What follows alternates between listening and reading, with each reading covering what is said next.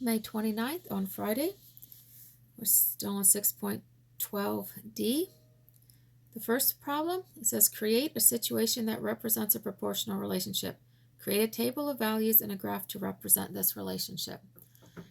I'm not going to do this one for you because you're supposed to do that on your own, but we're going to come down here to the second one because number 2 is an example of what you need to do on number 1.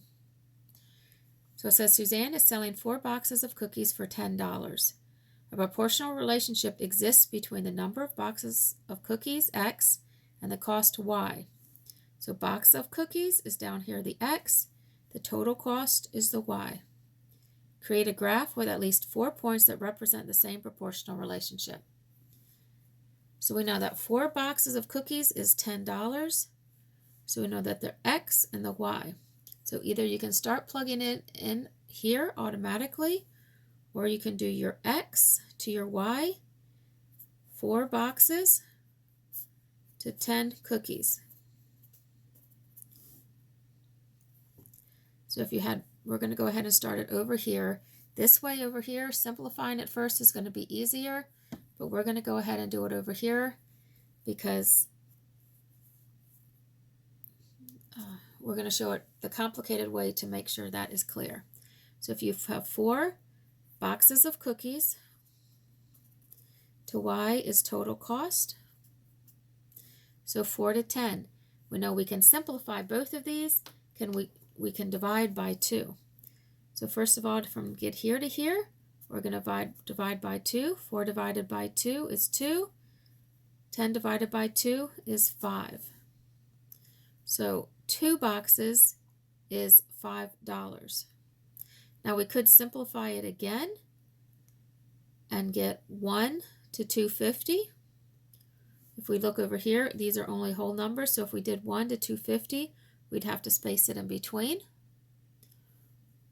Or you could continue with whole numbers, and from here to here, we use the 2, so we could do times 3. 2 times 3 is 6.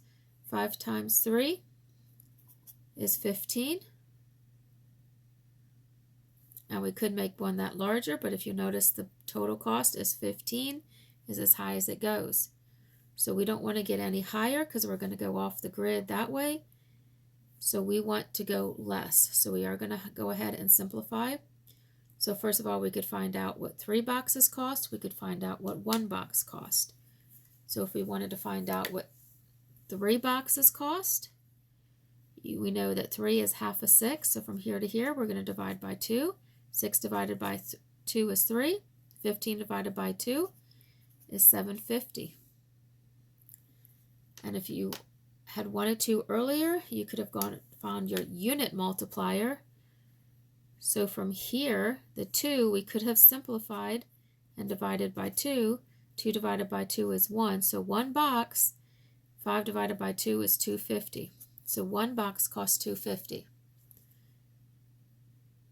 So there's a plethora of ways you could find your points, or the simplest way, you could come over here and you could have simplified 2 to 5, 1 to 250, and then you could have set up your X and your Y. 1, 2, 3, and 4. Gone 250, 5, 750, 10, and you notice you would have gotten 4 boxes is $10, 4 is $10. 2 for $5, 2 for 5. 3 for $7.50, 3 for $7.50. 1 for $2.50, 1 to $2.50. So you could have either gone ahead and simplified here first and then filled in your XY table, or you could have filled it in and then just kept multiplying and dividing. Just make sure whatever you do to one row, you would do to that next row. You don't have to do the same time everything. I know we talked about constant proportionality, but that was always from the original given one. But you can also use it where you simplify and reduce as long as you're keeping them equivalent. Either way you did this, we had 1 to 250, so we'd come over 1 box. We'd need it right about there in the middle of 250. And then we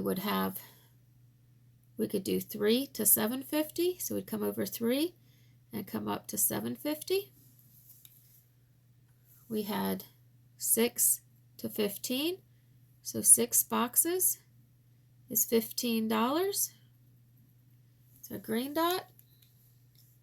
Our blue dot was 2 to 5, so we come over 2 and come up 5.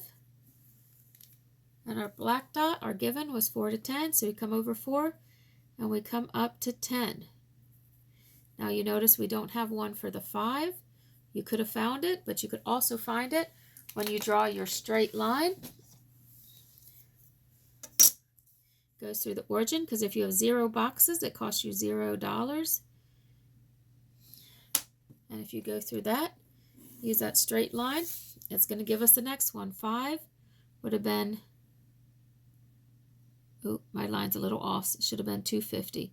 But you can see my dots were too big for the line was off. But for 5, it would have been right here on the 250. Number 3, the table represents the relationship between the dollars earned selling t-shirts for each day that Alejandro worked. So 6 shirts was $75, 9 shirts was $112.50, and 11 shirts was $137.50. Describe the unit rate for the price that he used for the cost of each shirt. So first of all, for the cost of each shirt, 6 shirts cost $75. So we want to know how much one shirt is. So you recall, to get from here to here, we're going to divide by 6, because 1 divided by 6 is 1. So 6 divided by 6 is 1. So 75 divided by 6. This is a word problem, so you can use your calculator. 75 divided by 6. It's going to give you $12.50. So it's $12.50.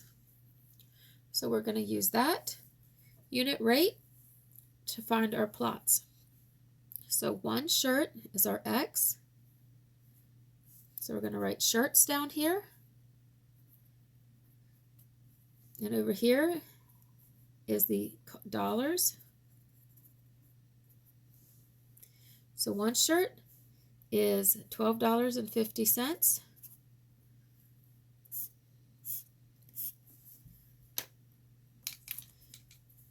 2 shirts, 1 times 2 is 2, $12.50 times 2 is $25.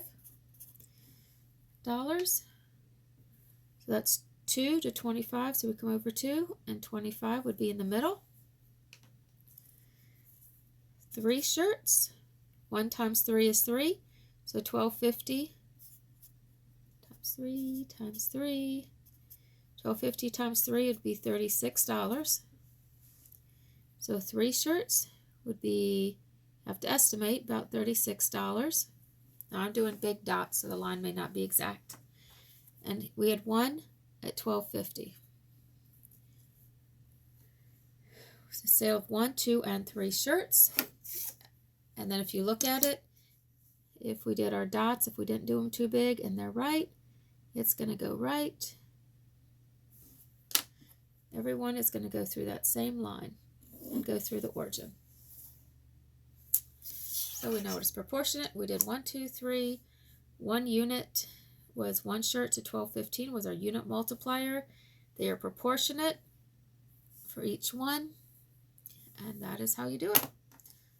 Have a good weekend.